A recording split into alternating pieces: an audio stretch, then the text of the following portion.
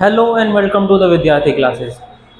चलिए, फिर से आपका इस चैनल पर स्वागत है। ये इस चैप्टर में यानी इस वीडियो में हम क्या करने वाले हैं, अभी तक आपने राजा, किसान और नगर के 3 वीडियो देख चुके होंगे, आप देखा होगा आप लोगों ने। अगर नहीं देखा तो ज़रूर जाके देखें। ये हमारा जो है इस चैप्टर का 4th वीडियो है, यानी पार्ट 4 है, जिसमें हम आज आज इस चैप्टर को क्या करने वाले हैं, कंटिन्यू करने वाले हैं। ठीक है, चलिए सबसे पहले हमारा आज का टॉपिक क्या है, उपमहाद्वीप और उसके बाहर का व्यापार। यानी कि जो उपमहाद्वीप, उपमहाद्वीप किसको बोला जाता है, आपने पहले भी पढ़ा होगा, समझा होगा। यानी कि जो भारत वाला जो रीजन है, भारत जो कॉन्टिनेंट है, भारत और उसके आसपास के जो पाकिस्तान वगैरह ये सब वाला जो रीजन पूरा, इसे क्या बोला जाता है, उपमहाद्वीप। ठीक है, तो भारत जो कुल मिलाकर हम जब भी आप पढ़ोगे हिस्ट्री में उपमहाद्वीप, तो समझ जाना हम भारत की बात करने वाले हैं। ठीक है, तो जो हमारा उपमहाद्वीप है ये भारत है, इसका और उसके बाहर के देशों के साथ में अलग अलग जो कॉन्टिनेंट्स हैं हमारे, उनके साथ में किस प्रकार का व्यापार है, उसके बारे में इस चैप्टर में अभी आगे बात करने वाले हैं। सबसे पहले हम देखें तो जब 6ठी शताब्दी ईसा पूर्व की बात करें, उसी टाइम से ही हमारे उपमहाद्वीप में नदी और जो भूमार्ग है इसका पूरा जाल बिछना शुरू हो गया था, यानी पूरा नेटवर्क तैयार होना शुरू हो गया। ठीक, अब ये जो जाल है कहाँ कहाँ तक बिछ गया भाई, तो मध्य एशिया और उसके आगे के देशों के साथ में हम क्या हो चुके थे, कनेक्ट हो चुके थे। ठीक है, समझ रहे हो, यानी कि हम उसी टाइम से नदी और भूमार्ग के जरिए, जल मार्ग कह लो आप, भूमार्ग, इन दोनों के जरिए अपने पूरा उपमहाद्वीप एक दूसरे के साथ कनेक्ट हुआ। प्लस में हम दूसरे कॉन्टिनेंट्स के साथ में, मध्य एशिया के देशों के साथ में भी हम क्या हो चुके थे, जुड़ चुके थे। ठीक है, आगे इसमें क्या बताया गया है, इसी के रूट के बारे में बताया गया कि हम कैसे, कहाँ तक, कैसे व्यापार किया करते। ठीक, जैसे अगर हम बात करें, जो उस टाइम पे जो समुद्र के पास में बने हुए जो बंदरगाह थे, काफ़ी सारे बंदरगाह बनाए गए थे। जो दक्षिण वाला हमारा हिस्सा है, दक्षिण भारत, लास्ट क्लास में भी हमने पढ़ा था उसके बारे में। तो वो उस एरिया से जो अरब सागर की तरफ अगर हम जाएं, तो अरब सागर से होते हुए उत्तरी अफ्रीका, पश्चिमी एशिया तक का व्यापार हमारा होता था। यानी हम अरब सागर के थ्रू उस जगह तक, यानी कौन कौन से, जो हमारा उत्तरी अफ्रीका है, ठीक है, और पश्चिमी एशिया है, यहाँ तक क्या हो चुके थे, कनेक्ट हो चुके थे पूरी तरीके से। उसके बाद अगर बात करें बंगाल की खाड़ी की तरफ वाला इलाका, तो बंगाल की खाड़ी से हम चाइना की तरफ और दक्षिण पूर्व एशिया की तरफ क्या हो गए थे, कनेक्ट हो गए। देख रहे हो, मतलब कि हम धीरे धीरे क्या कर रहे हैं, हमारा जो व्यापार है वो कैसे एक्सपेंड हो रहा है, कि अलग अलग देशों के साथ हम कैसे कनेक्ट हो रहे हैं, ये चीज हम इसमें समझ रहे हैं। ठीक है, अलग अलग डायरेक्शंस में, अलग अलग जगह से, अलग अलग, जैसे अरब सागर देख लो, बंगाल की खाड़ी देख लो, अलग अलग डायरेक्शन से हम अलग अलग तरफ क्या हो रहे हैं, कनेक्ट हो रहे हैं। ठीक है, अगर बात करें आगे, इन बंदरगाहों पे जो व्यापार होता था, इन बंदरगाहों से जितने व्यापार का संचालन होता था, तो अब बंदरगाह पे आपका पोर्ट आएगा, यानी जहाज आएगा, आप सामान अपना माल उतरवाओगे, या आप व्यापार करो, कहीं भेज रहे हो तो क्या करोगे, निर्यात कर रहे हो तो आप कहीं क्या करोगे, उस पर लोड करवाओगे। तो उस टाइम पे आपको क्या देना पड़ेगा, फ्री में तो नहीं होगा ना, टैक्स भी तो देना पड़ेगा वहाँ की डिपार्टमेंट्स को, अथॉरिटी को, जैसे आज के टाइम पे होते हैं। वैसे किसको देना पड़ता, राजाओं के पास जाता था ये कर वगैरह, तो वो कैसे जाएगा भाई। तो इसी वजह से, उन कर की वजह से, ये सुरक्षा के बदले, यानी उस जगह पे आपको सुरक्षा प्रोवाइड की जा रही है, आप उन वहाँ के संसाधनों का इस्तेमाल कर रहे हो, उसके बदले आपको क्या देना पड़ेगा भाई, धन देना पड़ेगा, यानी कि कर देना पड़ेगा। इसी वजह से बहुत सारे जो शासक थे उस टाइम पे आपस में इन क्षेत्रों को कब्जा करने के लिए, उस पर अपना नियंत्रण जमाने के लिए क्या करते रहते थे, आपस में लड़ाई झगड़ा या फिर इस चीज के लिए कॉन्फ्लिक्ट्स उनके बीच में हमेशा देखने को मिलते थे। ठीक है, अब आगे अगर हम बात करें, इन मार्गों पर चलने वाले जो व्यापारी थे वो कौन कौन से व्यापारी थे, यानी कैसे कैसे लोग चल आते थे, कौन किस किस प्रकार के व्यापारी, यानी छोटे व्यापारी, इन जो पैदल फेरी वाले व्यापारी हैं, है ना, देखते होगे आप लोग रोड साइड में जो फ्रूट्स वगैरह सेल कर रहे होते हैं, उस टाइप के जो लोग, पैदल फेरी वाले व्यापारी, बैलगाड़ी से अपना सामान वगैरह एक जगह से दूसरी जगह ले जाने वाले व्यापारी, या फिर घोड़े वगैरह खच्चरों का इस्तेमाल करके व्यापार करने वाले व्यापारी। तो ये अलग अलग प्रकार के जो व्यापारी हैं वो इन मार्गों का क्या करते थे, इस्तेमाल करते थे। ठीक है, अब इन मार्गों का इस्तेमाल करके वो अपना अपना व्यापार सही तरीके से चला पाते थे। उसके बाद हम बात करें जो सबसे सेफेस्ट जो आपका मार्ग है, यानी कि आप व्यापार कर रहे हो तो सबसे सुरक्षित आप किस मार्ग से अपना व्यापार कर पाओगे, ठीक, वो कौन सा होता था, कोई सा नहीं होता था।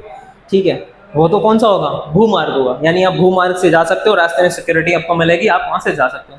अगर हम बात करें सबसे सस्ता कौन सा होता था, ठीक है, एक तो हो गया भाई सुरक्षित, सुरक्षित तो आपका क्या है भाई, भूमार्ग ही है, सुरक्षित आपका भूमार्ग है, लेकिन कॉस्ट उसकी ज्यादा आती है, कॉस्टली है वो। दूसरा अगर हम बात करें समुद्री मार्ग की, तो समुद्री मार्ग क्या है, समुद्री मार्ग थोड़ा खतरनाक था, लेकिन वही बताया ना, लाभदायक, यानी कि कॉस्टली नहीं था इतना, आपको फाइनेंशियली इतना ये ज़्यादा प्रभाव नहीं डालेगा। तो समुद्री मार्ग का इस्तेमाल करके आप क्या कर सकते हो, अपने जो मनी वगैरह, पैसे वगैरह बचा सकते हैं, लाभ ज़्यादा कमा सकते हो, ठीक है। लेकिन ये खतरनाक भी था, क्योंकि भाई समुद्र में कब तूफान, जो सुनामी, पता नहीं क्या क्या चीज़ें, प्राकृतिक आपदाएं क्या आ जाए, कुछ पता नहीं है ना, ठीक है। कब जहाज आपका लीक हो जाए, आप डूब जाओ, ठीक है, तो कुछ नहीं पता। लेकिन भूमार्ग से तो आप जाओगे पैदल, अपने जान, जो भी बैलगाड़ी से जा रहे हो, कैसे भी जा रहे हो, रास्ते में सुरक्षा वगैरह की व्यवस्था होगी, तो इतना खतरा नहीं रहता है। लेकिन ये कॉस्टली आता है, टाइम ज़्यादा लगता है, प्लस में कॉस्टली भी रहता है, ठीक है। तो सबसे सेफेस्ट कौन सा है, भूमार्ग। लेकिन सबसे अगर सस्ते की बात करें, जो कॉस्टली नहीं पड़ेगा, वो कौन सा है, अपना समुद्री मार्ग, ठीक है। उसके बाद कुछ यहाँ पर नाम दिए गए हैं जो कि बड़े बड़े धनी लोगों के, कि अगर मतलब इस सरनेम, जो टाइटल वाले लोग हैं, ये क्या होते थे, काफी धनी होते थे, ऐसा माना जाता है। फिर तमिल भाषा में एक नाम दिया गया मस्तवन, जो ये लोग थे, ये काफी ज्यादा अमीर होते थे। फिर प्राकृत भाषा में आपका सत्वा और सेठी, ये सेठी नाम आपने सुना होगा, सुनील शेट्टी वगैरह है ना, अमीर है ना, ठीक है। तो यही तमिल में मस्तवन, प्राकृत में सत्वा और सेठी, ये अलग अलग क्या थे, जो लोग काफी धनी माने जाते थे उस टाइम पे, बड़े बड़े व्यापारी थे वो, ये लोग होते थे, ठीक है। अब उसके बाद क्या है, व्यापार हम किस किस चीज का करते थे, तो छोटी मोटी चीज, जो भी कुछ भी छोटा सा, छोटे से लेकर बड़ी बड़ी चीजों का व्यापार चलता था। नमक हो गया, कपड़े हो गए, अनाज हो गया, धातु हो गए, सब कुछ हम क्या करते थे, व्यापार हमारा चलता रहता था दूसरे देशों के साथ में, ठीक है। एक जगह से दूसरी जगह पे पहुंचाए जाते थे, चाहे वो लकड़ी वगैरह, जड़ी बूटी, सब कुछ, ठीक। अब बात करें कि रोमन साम्राज्य की, कि पेपर में कभी कभी पूछ लेते हैं, रोमन साम्राज्य के साथ हम किन चीज़ों का आयात निर्यात करते थे, तो भाई वो हम उन्हें काली मिर्च या हमारे मसाले, ये सब काफ़ी फेमस थे, वहाँ जाते हैं, ठीक है। कपड़े हो गए, जड़ी बूटियाँ हो गई, तो ये सारी चीज़ें हम उनके साथ में, यानी कि रोमन साम्राज्य के साथ में जो व्यापार होता था हमारा, वो इन चीज़ों का होता था, है ना।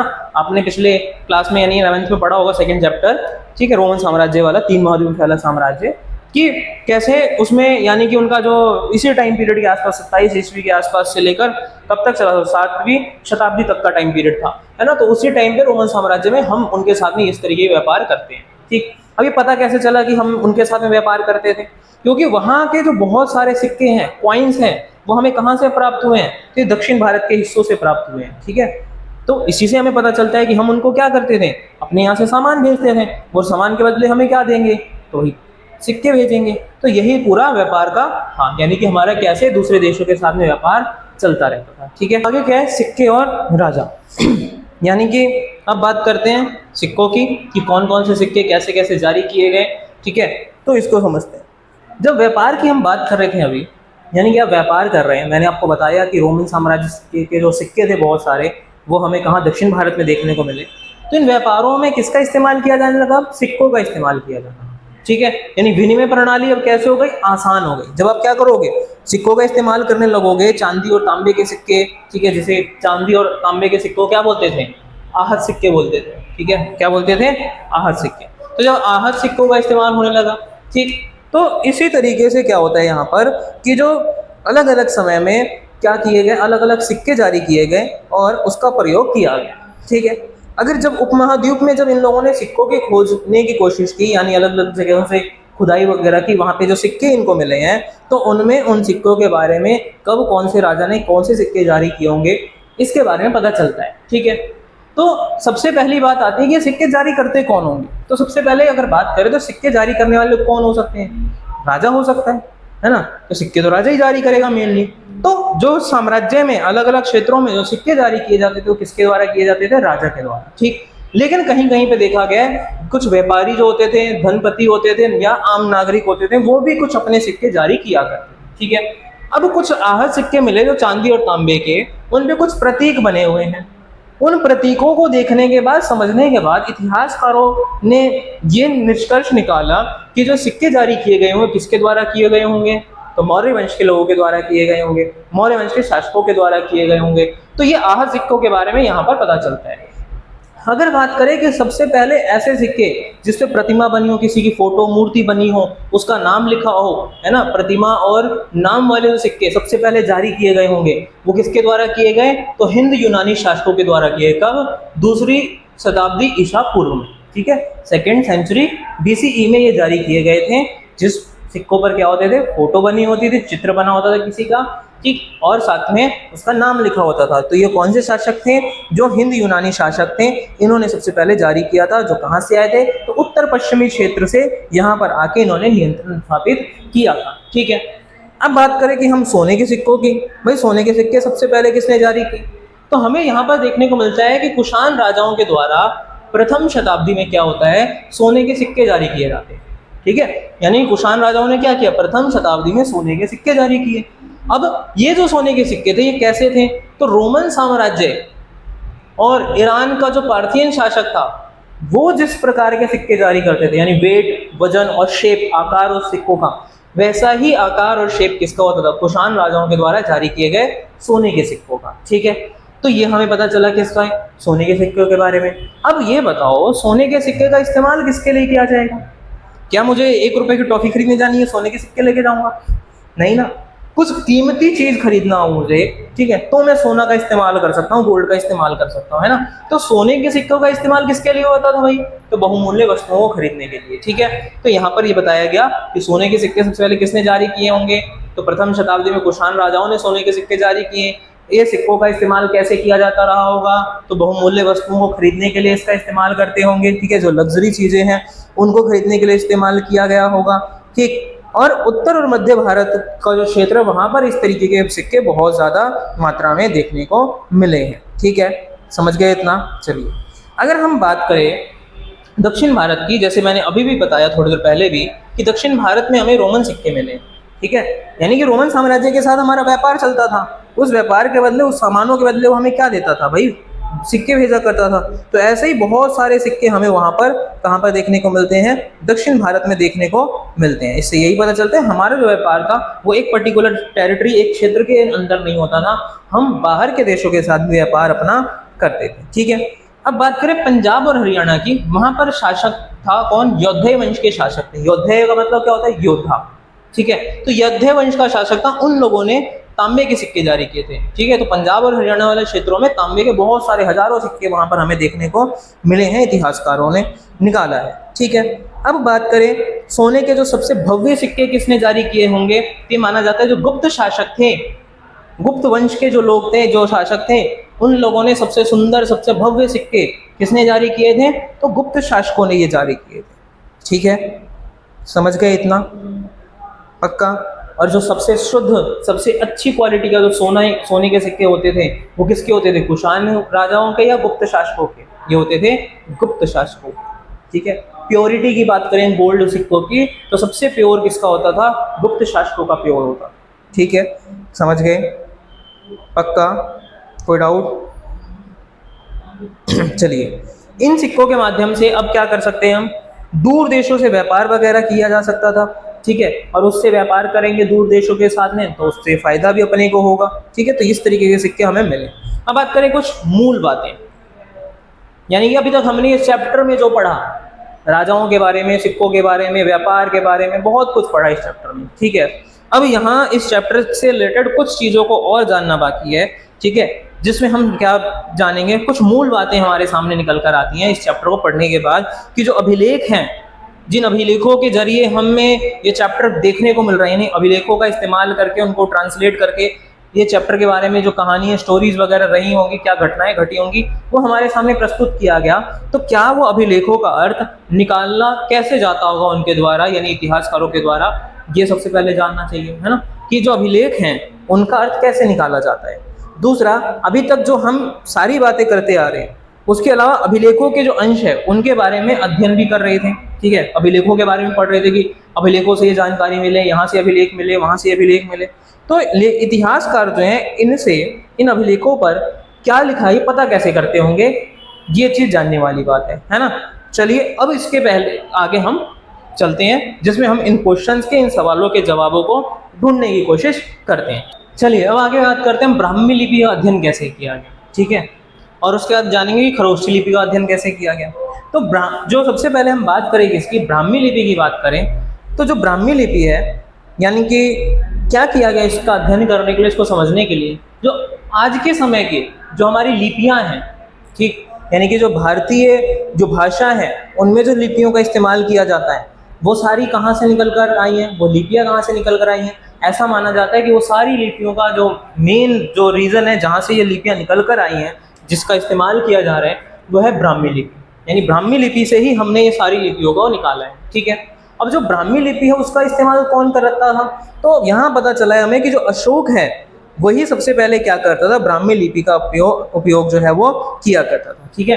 यानी कि सबसे पहले प्रयोग कौन करता था, अशोक जो है उसी के अभिलेखों में ब्राह्मी लिपि के उपयोग का हमें देखने को मिलता है। 18वीं सदी से क्या हुआ, यूरोपीय जो विद्वान थे उन्होंने क्या किया, जो भारत के जो भारतीय पंडित थे उनके साथ में मिलके क्या करा, अध्ययन करना शुरू किया। किसका अध्ययन, बंगाली और देवनागरी लिपि का अध्ययन करना शुरू किया, ठीक है। 18वीं शताब्दी यानी कि 18वीं सदी यानी कि जब क्या चल रहा था, हमारे अंग्रेजों का शासन आया था, यानी जब अंग्रेजों ने अपना ईस्ट इंडिया कंपनी आ चुकी थी यहाँ पर, तो उन यूरोपीय विद्वानों ने क्या किया, हमारे भारतीय पंडितों के साथ मिलकर बंगाली और जो देवनागरी लिपि है उसको पढ़ना, उनका अध्ययन करना शुरू किया, उन पांडुलिपियों का अध्ययन करना शुरू किया। और जो उनके जो पांडुलिपियाँ थी देवनागरी और ये जो बंगाली लिपियों की जो अक्षर थे वो किससे मैच होने लगे, इन लोगों ने कंपेयर करना शुरू किया, तुलना करनी शुरू की ब्राह्मी लिपि से, ठीक है।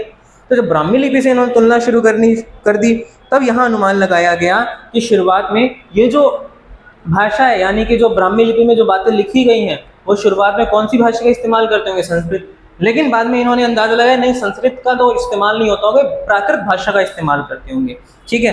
तो बाद में पता चला कि जो ब्राह्मी लिपि है किसमें प्रयोग की जा रही थी, तो अपनी ये जो प्राकृत भाषा है इसके अभिलेखों में इसमें देखने को हमें मिला, इसमें इस्तेमाल किया जा रहा था, ठीक। कई दशकों के बाद फिर वैज्ञानिकों ने मेहनत की, ठीक है। फिर एक जेम्स प्रिंसप नाम के व्यक्ति आए, जिसमें हमने सबसे पहले चैप्टर की स्टार्टिंग में पढ़ा था, जिन्होंने 1838 ईस्वी में क्या किया, ब्राह्मी लिपि के अध्ययन किया और उसके मीनिंग को, उसके अर्थ को निकाल लिया, ठीक है।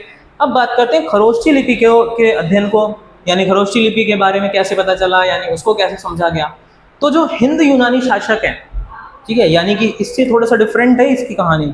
कैसे डिफरेंट है कि जो पश्चिम उत्तर के जो अभिलेख मिले, ठीक, जिसमें खरोष्ठी लिपि के जो कहानियां हैं उसमें अलग अलग कहानियां लिखी गई हैं, ठीक। कैसे, तो जो शासन करने वाले कौन थे यहाँ पर, हिंद यूनानी राजा थे, ठीक। उन लोगों ने जो सिक्के बनवाए थे, अपने जो सिक्के जारी किए थे, उन सिक्कों पर वो क्या करते थे, राजाओं के नाम लिखे होते थे। कौन कौन सी भाषा में, तो यूनानी भाषा में और खरोष्ठी लिपि का इस्तेमाल करके वो लिखा करते थे। तो जब अध्ययन किया गया यूनानी भाषा को, जब यूरोपीय विद्वानों ने पढ़ा, तो जो खरोष्ठी लिपि है उसके जो अक्षर थे वो यूनानी भाषा के अक्षर से क्या हो रहे थे, मैच हो रहे थे। यानी कि जैसे यूनानी में अगर अ बना है तो खरोष्ठी में भी इसी तरीके से क्या बनाया जाता था, अ बनाया जाता था।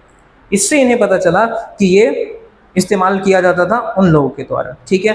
तो प्रिंसिप ने क्या किया, खरोष्ठी लिपि में जो अभिलेख लिखे गए थे उसकी भाषा को पहचान लिया था। क्या पहचाना कि प्राकृत के रूप में, इसीलिए लोगों को इसको पढ़ना क्या हो गया, खरोष्ठी लिपि को पढ़ना और ज़्यादा आसान हो गया, ठीक है। उम्मीद करता हूँ ये ब्राह्मी लिपि का अध्ययन कैसे हुआ उसको समझ लिया होगा आप लोगों ने, और खरोष्ठी लिपि के अध्ययन को भी समझा होगा। चलिए आगे चलते हैं, फिर बात करते हैं अभिलेखों से जो हमारे को जानकारियाँ प्राप्त हुई हैं उनके बारे में, यानी अभिलेखों से प्राप्त ऐतिहासिक साक्ष्य। तो यहाँ पर क्या किया गया है, अभिलेख शास्त्रियों ने क्या किया, जो इतिहासकार हैं, ठीक है, या जो अभिलेख शास्त्री हैं, उनका जो काम करने का तरीका है उसको समझने के लिए हम क्या कर सकते हैं, जो दो हमारे क्या है अभिलेख हैं, अशोक के अभिलेख, उसके बारे में जान सकते हैं। लेकिन जो अभिलेख की बात करेंगे वो अभिलेख क्या है, कहा गया है कि अशोक के अभिलेख है, लेकिन उसमें कहीं नाम नहीं लिखा गया कि अशोक के ही हैं, यानी उन अभिलेखों को अशोक ने ही बनवाया है या जारी किया है, ठीक है।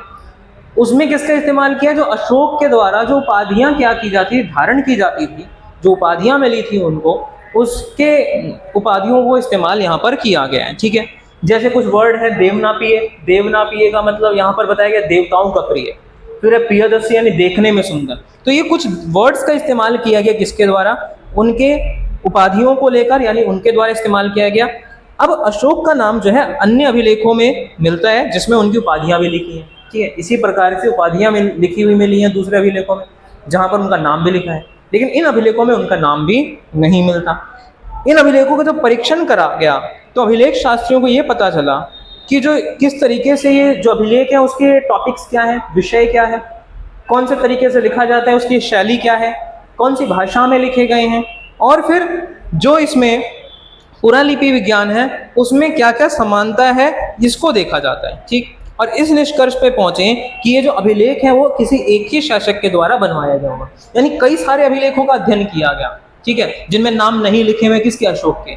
और जब अभिलेखों का अध्ययन किया गया तो उसकी शैली एक जैसी मिली, उसकी भाषा एक जैसी मिली, लिखने का जो पैटर्न था पूरा वो एक जैसा मिला। इससे पता लगाया गया कि जब ये सारी चीजों में सिमिलरिटी है, यानी लिखवाने वाला क्या होगा, वो भी सेम ही तो होगा, ठीक है, लिखने वाला कौन होगा, सेम ही होगा। तो ये चीज यहाँ पर इन लोगों ने क्या किया, लगाया, यानी कि निष्कर्ष निकाला।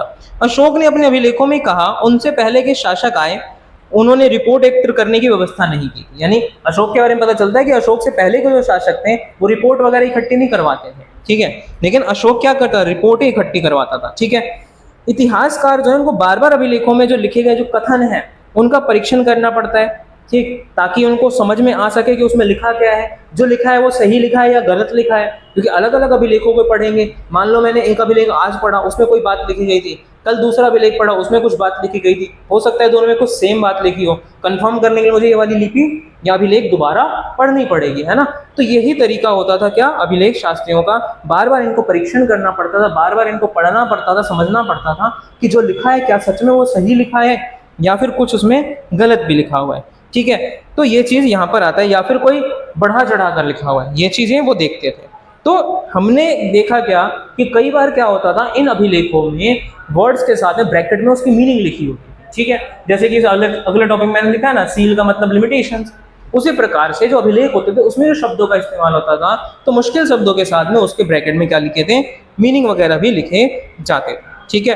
तो ये सारी चीजें हमें पता चलती हैं। फिर अशोक के जो अभिलेख है वो कहाँ से मिले हमें, तो जो उड़ीसा है आज के समय का, जिसे क्या बोला जाता था पहले, कलिंग, है ना, कलिंग का युद्ध लड़ा था ना उन्होंने, तो वो वहां से उनकी बारे में बहुत सारे अभिलेख वगैरह वहां से क्या बोलते हैं, देखने को मिलते हैं, ठीक, समझ गए इतना।